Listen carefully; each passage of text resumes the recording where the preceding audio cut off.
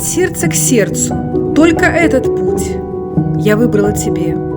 Он прям и страшен, стремителен. С него не повернуть, он виден всем и славой не украшен.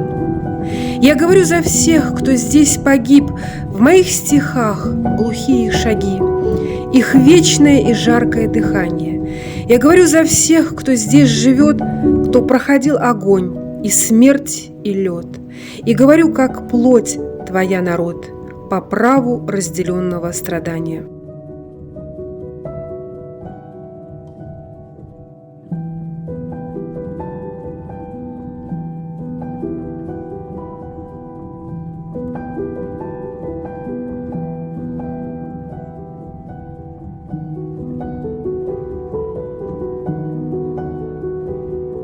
Мы легли у разбитой ели, ждем, когда же начнет светлеть.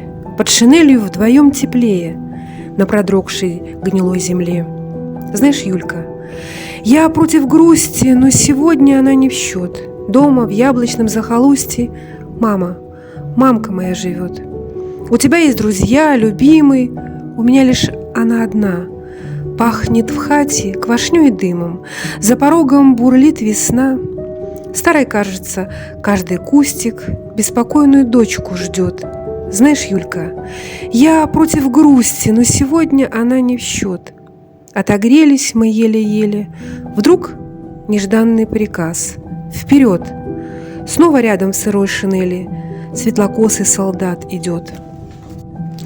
С каждым днем становилось горше. Шли без митингов и знамен. В окружении попал подорший наш потрепанный батальон. Зинка нас повела в атаку, мы пробились по черной ржи, по воронкам и буеракам через смертные рубежи. Мы не ждали посмертной славы, мы хотели со славой жить. Почему же в ботинках кровавых светлокосый солдат лежит? Ее тело светлой шинелью укрывала я, зубы сжав. Белорусские ветры пели о рязанских глухих садах.